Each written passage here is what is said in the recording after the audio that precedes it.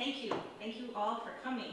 If you had told me when I started my career as a scholar in Caribbean literature that just under 2 decades later I would be giving a public lecture in a barn at Quarry Farm on the Adventures of Huckleberry Finn, of all things, I'd say, go home, you're drunk. But indeed, here we are. And this is the second time I've had the pleasure of speaking with an audience in the barn.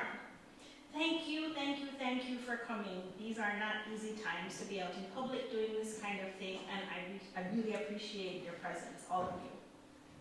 Thank you to Matt and Joe and the Center for Mark Twain Studies for extending the invitation to have me and my partner Andy out away from our 4-year-old for the first time in 22 months.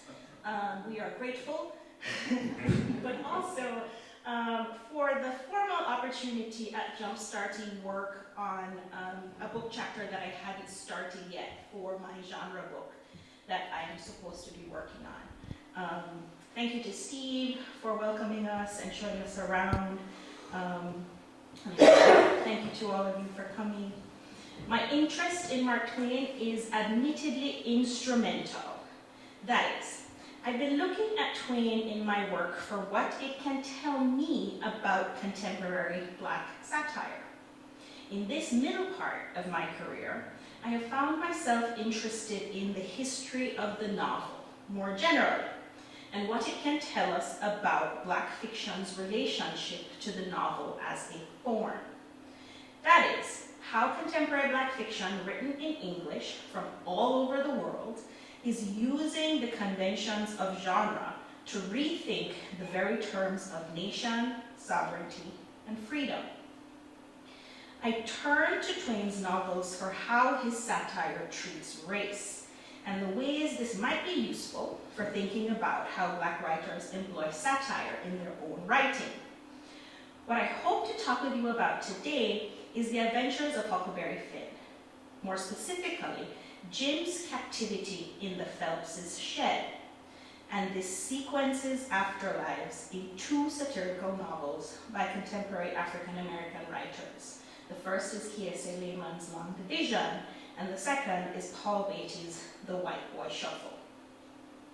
Before getting into the specifics of how I read the chapters on Jim's time in the shed and what they mean for Laymon and Beatty's novels, I'd like to briefly define satire as among the trickiest of forms, and perhaps consequently, some deficiencies in the study of African-American satire. Now, when I say deficiencies here, what I'm talking about isn't the quality of the scholarship, but rather how little of it there is. Satire is difficult to define in an exhaustive way, but the generally accepted scholarly consensus is that it attacks historically specific targets that are usually real. That is, according to Emmett Stinson, satire, quote, is an intentional and purposeful literary form. Its targets deserve ridicule on the basis of their behavior, and satire is both humorous and critical by its nature, end quote. In trying to differentiate satire from comedy, because even though it's funny, it's not necessarily comedy, right? Stinson helpfully suggests further, quote, the specificity and negativity of satire are what separates it from comedy, which tends to ridicule general types of people in ways that are ultimately redemptive. So comedy is about redemption, and satire doesn't really care about that.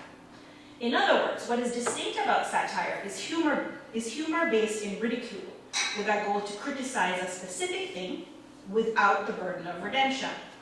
Satire does not care if Huck is civilized at the end of the novel. Doesn't care one bit about it. And this is possibly because it is the notion of civility in the era just after Reconstruction that is, not civility, yes, it is civility. Just after Reconstruction, that is among the specific targets of the novel's satire.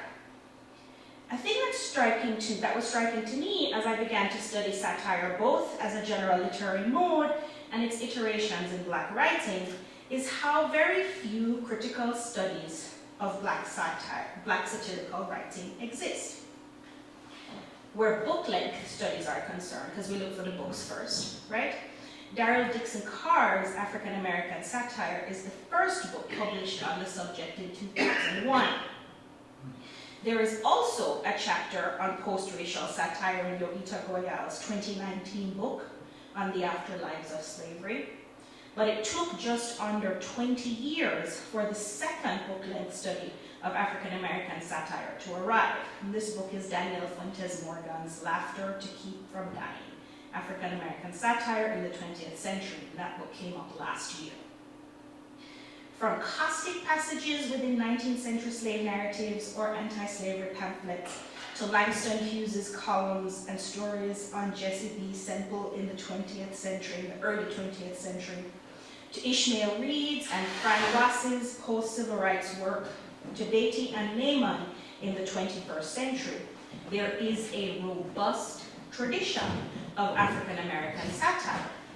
And it struck this scholar as strange that there was such an obvious dearth in the scholarship. I mean, that's good for me because it gives me work to do, yes?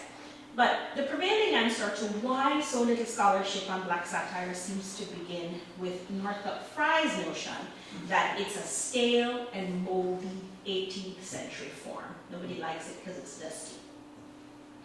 Dixon Carr suggests that satire seems out of fashion to 20th century critics, partially because of a lingering but outdated belief that it must necessarily call for conformity to a single normative morality. That is, restricted and narrow, and therefore cannot address the complex problems of Western societies that have embraced liberal humanism. To put it bluntly, Dixon Carr continues, satire can seem old-fashioned and conservative. This sense of a unitary normative morality is more in keeping, perhaps, in eras where one either was for or against a vast discriminatory institution, like slavery. In these latter days, where things are more complicated, we assume, a unitary notion of conformity does not quite work. But even Dixon Carr thinks that this sells satire short. The real issue with black writers employing the satirical mode is that black writing is supposed to be serious protest literature. It is supposed to be about revealing deep and serious things about the black condition, and anything that attempts to do otherwise, particularly things that do not reflect the requisite respect and circumspection surrounding blackness, is suspicious. If black writers are to do their work properly, their political imperatives are supposed to be representational revision and historical correction. The assumption here is that black writing is thus not so much an aesthetic form, but about saying something responsible and reverent and deep about the black condition. The flip side of this assumption are aesthetic evaluations that suggest that anything too freighted with its own politics cannot be artful. According to Dixon Carr, that, quote, the Western literary canon tends to deem African American literature and culture as primarily social protest literature, a restrictive designation not normally given to traditional European literatures and cultures. To the extent that black writing is often assumed to concern itself with social politics and is thus only secondarily concerned with matters of form, if at all, some formalists would tell you, a mode as steeped in formalism as satire is does not do well in secondary service to racial politics.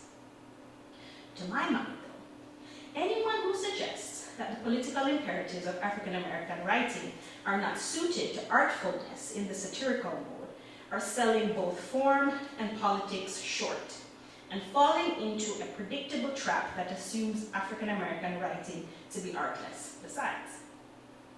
To the extent that contemporary black writers are employing satire, the ones under discussion today, among others, use satire to think about how literary forms like the novel enable the perpetuation of institutionalized racism, and as such, irreverently engage literary form as a means of disrupting just that. This is a thing that they have in common with Mark Twain, where it is concerned with race, and I would argue that The Adventures of Huckleberry Finn is all about race, that is, whiteness as race. It does so within the terms of satirical engagements with the history of the novel. In thinking about the satire of Huckleberry Finn, it is important to note that this is a novel that is unconsciously preoccupied with writing and the relationship between narrative fiction and nationalism. More specifically, Huckleberry Finn is concerned with satirical contestations of the romantic conventions of adventure and chivalry, with how, let me read that one again. More specifically, Huckleberry Finn is concerned with how satirical contestations of the romantic conventions of adventure and chivalry come to inform the development of the novel as a form beginning in the 17th century with the Spanish novel Don Quixote by Cervantes. Now, and this is what I would call a drive-through rather than an eat-in experience of the history of the novel, right? What we have as a novel, we have the novel as a literary form today because Cervantes' Don Quixote satirizes the lofty post-Renaissance values of secular humanism that are at work in the Romance tradition. The values under critique underwrite the ideologies and values of nationalism born during the Enlightenment. That is, the ideals of liberty, equality, and brotherhood for all that Europe and later American nationalisms are supposedly premised upon. The Caribbeanist in me has to linger here, tangentially, just for a moment, to note that at the end of the century that brought you the American and French Revolutionary Wars, the Haitian Revolution makes clear how these values are limited to white men and their capitalist interests only. I've taken you back to these formative moments in literary history within which nation is raced and gendered in specific and exclusionary ways to suggest that when Twain begins to think about race in the post-emancipation era after Reconstruction fails, his satirical approach to romance is a formal return to the novel's and nationalism's first moments. A quick word on romance too, as literary form and its relationship to the development of the realist novel. As I refer to it here, a romance is the 16th and 17th century fictional story in prose or verse that relates the improbable adventures of idealized characters in some remote or enchanted setting, usually in Italy. According to Frederick Jameson, quote, realism as a form or mode is historically associated, particularly if you position the Quixote as the first novel with the function of demystification. It is a function which can take many forms. In this foundational instance, the undermining of romance as a genre, along with the use of its idealizing values to foreground features of the social reality that these values cannot accommodate, end quote. It is here that I want us to think about Huckleberry Finn as a part of Twain's own satirical engagements with the Romance tradition in order to poke fun at the lofty ideas about universal liberty, equality, and brotherhood that somehow also relies on the enslavement of other human beings. Not universal if it's not universal, right? Among the obvious ways Twain engages with the Romance tradition is how Tom Sawyer brings his extensive reading into play. For a boy who gets up to so much mischief, when does he find the time to read as much as he does, is my question. Anyway, here I want you to think about Tom Sawyer's insistence. There's no Instagram. There's no? No Instagram, sorry. It's true, that's probably what he'd be doing if he was reading. Here I want you to think about Tom Sawyer's insistence on pirating or robber adventures and his own understandings of the rules of style that need to attend such adventures. Early on, style is what marks the distinction between robbery and burglary. For Tom, the gang, quote, ain't burglars. That ain't no sort of style, end quote. They are instead highwaymen who stop stages and carriages on the road with masks on and kill people and take their watches and money. Later, style is about how they will go about freeing the already emancipated Jim from the Phelps' shed. The tenuous logic between what differentiates robbery and burglary is important in this situation, too, given that as a black man, the thing that defines Jim's freedom in the time of the novel setting is a document, but one that doesn't materially impact his condition until Tom reveals its existence. Up until then, it's all fun and games, and more importantly, style. Huck's plan to free the already free Jim is pretty simple. Here's how he lays it out. Quote, the first dark night that comes, steal a key out of the old man's breeches after he goes to bed, and shove off down the river on the raft with Jim, hiding daytimes and running nights the way me and Jim used to do. End quote. This idyllic representation of freedom for both Jim and Huck is not as exciting as Tom's plan, but is no less imbued with fantasy. When Huck asks Tom if he thinks this will work, Tom retorts, work? Why, certainly it would work, like rats are fighting, but it's too blame simple, and there ain't nothing to it. What's the good of a plan that ain't no more trouble than that? It's as mild as goose milk. Why, Huck, it wouldn't make no more talk than breaking into a soap factory. Once he hears Tom's plan, Huck admits that Tom's plan is superior to his. He says, I see in a minute it was worth 15 of mine for style and would make Jim as free as a man as mine would and maybe get us all killed besides. So I was satisfied and said we would waltz in on it. I needn't tell what it was here because I knowed it wouldn't stay that way. It was. I knowed he would be changing it around every which way as he went along and heaving in new bulliness whenever he got the chance. And this is what he done. It's the kind of plan that took shape as they go along. When Huck suggests that the solution to getting Jim free from the cabin, getting free from the chain that binds him to the bed, is simply to lift up the bed and slip off the chain, Tom counters that the literature suggests that that is too easy.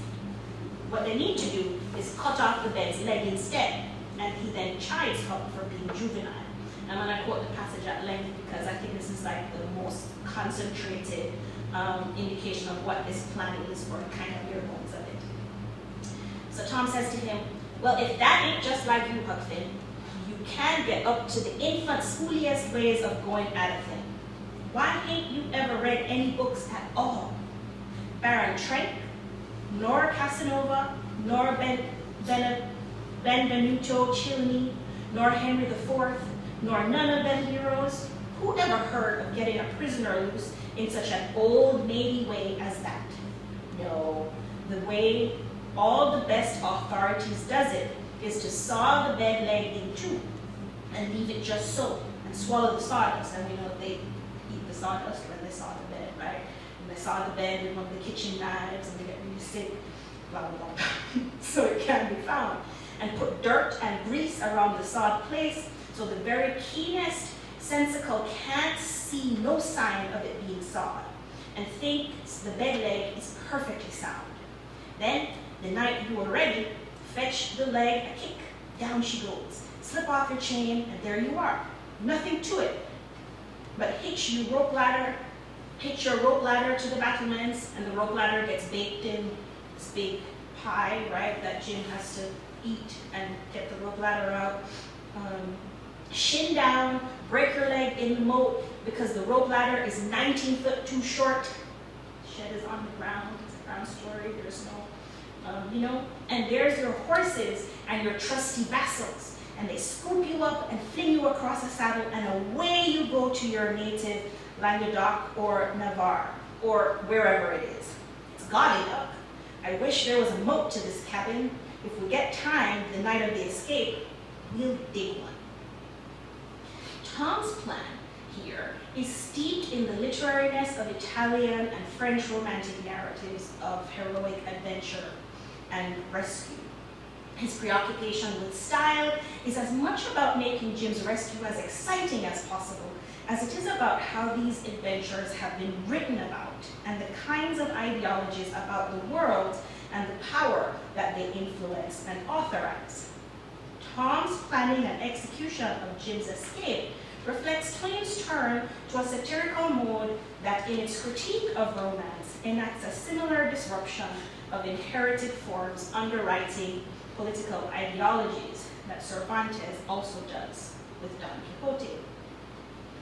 Beyond Tom's romantic flares, Twain begins the adventures of Huckleberry Finn with Huck telling us we wouldn't know about him if we hadn't read about him in the adventures of Tom Sawyer. He says, that book was made by Mr. Mark Twain. Remember this literariness and self-referentiality. It'll be important when I discuss Kiese Laymon's long division shortly. Huck Finn is written as though Huck has taken up his own narrative where Twain's omniscient narrator leaves off at the end of the adventures of Tom Sawyer. By the end, Huck seems remiss to have taken up the task of relating his adventures in written form. He says, if I'd known what a trouble it was to make a book, I wouldn't have tackled it, and ain't a-going to no more, with a threat to light out for the territory before Aunt Sally can get him and try to civilize him again. Huck's narrative ends both its written form and the civilizing such a form is meant to represent. In some ways, this could signal a rejection of the literary and its role in authorizing the sentimental attitudes towards emancipation prior to the failure of Reconstruction. Twain's satire in The Adventures of Huckleberry Finn functions to take us beyond the earnest and sentimental readings of Jim's humanity and individual deservedness of freedom. That is, to the extent that romance and abolitionist texts both appeal to affect, sentimentalism in particular, the focus becomes how we feel rather than on the larger structure of institutionalized and socialized constraint that would make a young boy think it was fine to subject an essentially free man to his whims and adventure fantasies, disrupting an entire household and the town by extension in the process. As I shift now in an attempt to bridge the gap between the ways Twain's satire works to engage the literary modes that underwrite anti-racist narratives, what I'd like to suggest is at stake here is a refutation of the sentimental politics associated with liberalism. In Everybody's Protest novel, James Baldwin argues for an underlying continuity between Uncle Tom's Cabin and Native Son, grounded, he contends, in the dehumanizing effect of sentimentality. Bigger's tragedy, Baldwin writes, is not that he is cold or black or hungry, not even that he is American, black, but that he has accepted a theology that denies him life, that he admits the possibility of his being subhuman and feels constrained. Therefore, to do battle for his humanity, according to those brutal criteria bequeathed to him from birth. For Baldwin, both Harriet Beecher Stowe and Richard Wright traffic in, quote, the ostentatious parading of excessive and spurious emotion that ironically exemplifies sentimentalism's function as a defense against feeling. The wet eyes of the sentimentalist betray his aversion to experience, his fear of life, his arid heart, and it is always, therefore, a signal of secret and violent inhumanity, the mask of cruelty. For this reason, the protest novel, so far from being disturbing, Baldwin suggests, is an accepted and comforting aspect of the American scene, ramifying that framework we believe to be so necessary. Whatever unsettling questions are raised are evanescent, titillating, remote, for this has nothing to do with us. It is safely ensconced in the social arena where, indeed, it has nothing to do with anyone, so that finally, we receive a very definite thrill of virtue for the fact that we are reading such a book at all. This report from the pit reassures us of its reality and its darkness of our own salvation. And as long as such books are being published, an American liberal once told me, Baldwin says, everything will be all right. Before Baldwin read Stowe, Mark Twain read Stowe. And knowing this, it doesn't come as a surprise that writers like Beatty and Laymon turn so frequently not to Stowe, but to the adventures of Huckleberry Finn. In their engagement with Twain and Laymon's engagement with Beatty, these novelists' fiction work through satire and temporal collapse to separate fiction from the sentimentality that usurps its capacity for revolutionary and political change. In a Q&A at the end of Long Division, Laymon says that that novel was born out of an impulse to, quote, critique art through the creation of alternative art. Laymon's alternative art is in conversation with a diverse, generically and temporary list of texts that include Kindred, Invisible Man, The Adventures of Huckleberry Finn, The Bluest Eye, The Catcher in the Rye, The Color Purple, Black Boy, The White Boy Shuffle, and all the classics his mother would make him read before he was allowed to go outside and play. It isn't a stretch to think about Laymon's immersive reading here as reminiscent of Twain making Tom Sawyer a well-read character too. Indeed, that Laymon's Long Division is about a young black boy who is reading a mysterious time travel novel titled Long Division also gets into Huckleberry Finn's own self-reflexivity surrounding writing. I can't do justice to how wildly inventive and complexly provocative Laymon's story of a time-traveling 12-year-old is in this talk, but I'd like to suggest that the site of the convergence of all these texts in Long Division is the novel's allusion to the time Jim spends in Huckleberry Finn imprisoned in the shed, tormented by Tom Sawyer's increasingly baroque efforts, which Huck silently protests but outwardly abets, and which serve to amplify the sentimental affects that attend the acts of freeing Jim, who, I just can't get over, was already free this whole time. It is in this scene, which was published 3 decades after Stowe's novel and 65 years before Baldwin's essay, that Twain makes clear just how dangerous white liberal sentimentality can be for black bodies. Long Division inverts the shed scenario. The person imprisoned in the shed is a white character, whom the protagonist City calls Potbelly. We never learn his name. Potbelly is kept imprisoned, intermittently beaten, and is eventually murdered by City's grandmother for a few reasons. He is suspected of kidnapping a missing girl named Baze Shepherd. He didn't kidnap her. He racially assaults City and posts the video of it to YouTube, and as we learn later, City's grandfather drowned while trying to save Potbelly from drowning himself when he was a boy. Following one of Potbelly's beatings, City's grandmother, quote, made City sit on the toilet in the bathroom while she took a bath. The suds in the tub were brownish and pink from the dirt and blood on Grandma's hands, end quote. When he asks her what happened, she answers, nothing, City. That man has gone far away from here. Ain't nothing in the work shed for you. You hear me? The horror here works on multiple levels, beyond the discomfort of a preteen boy being made to watch his grandmother bathe. There is also the horror of the violence Potbelly suffers at the hands of City's grandmother and uncle, and City's lack of horror when faced with it, It's almost like Tom's own lack of compunction about keeping Jim captive for his own escape fantasies.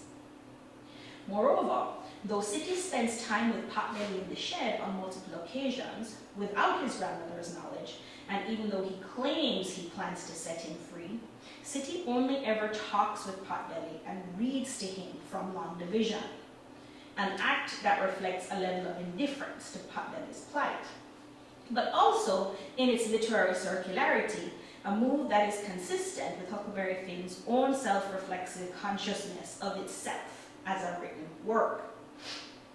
What I'm encouraging you to notice here are the ways that Laymon inverts racial dynamics of Twain's shed chapters, all the while calling attention to the literary heritages of the satirical mode and in American literature. Moreover, the scene with City's grandmother bathing away Potbelly's blood while her grandson watches becomes all the more interesting when one notices how it alludes to a scene in the White Boy Shuffle, in which the protagonist, Gunner's friend and gangbanger Psycho Loco, turns up at Gunner's door on Halloween night, quote, in a black knit whodunit mask and a nickel-plated 9mm in his hand, and asks in a shaky voice if he could take a shower. Gunner subsequently follows a trail of steam down the hallway and attempts to close the bathroom door, but comes across Psycho Loco, quote, crying so hard he had tears on his knees, end quote. Gunner ends up, at Psycho Loco's request, sitting on the toilet while the latter showers. In both instances, an audience that doesn't quite know how to properly respond is required to witness the aftermath of violent acts. In Beatty, the gangbanger with the automatic pistol exhibits more contrition than City's grandmother, but in both instances, it is unclear how the protagonist, and crucially, the reader, is supposed to respond to the horror and violence of these weird scenes. How does one even begin to make the leaps necessary for parsing such convoluted intertextuality? I'd like to suggest that Laymon's key inheritance from Twain, like Beatty's, is the pairing of violence with absurdity. Again, with an eye towards disrupting the formal imperatives and responsibilities that are supposed to attend Black writing. Logita Goyal tells us that satire by authors like Beatty, Laymon, Percival Everett, James McBride are post-Black in their attempts to unsettle, quote, the very assumptions that underwrite the effort to define or apprehend Blackness as a fixed entity, whether as a consciousness, a community, a people, an ontology, or a standpoint. In this way, post-Black satirists, Goyal says, point out divisions within Black communities, refusing to accept the white gaze as the permanent objects, while refusing to accept the white gaze as the permanent objects of address for Black narratives. Such satires refuse to grant legitimacy to conventional forms of heroism and resistance. This often means that they mock Black resistance at the same time that they unveil white racism, in the process skewering Black icons of freedom and heroism from Frederick Douglass to Black grandmothers and even Oprah Winfrey. The goal here, as it is in Twain, is to draw attention to how form authorizes and indeed constrains politics, particularly as it concerns race. In Laymon and Beatty, the Twain brand of satire that pairs violence and absurdity is deployed simply as a zeroing of the social relations, a starting place from the beginning from which to rethink relationships within and across racial divides without the burden of sentimentality. And that's all I have for you.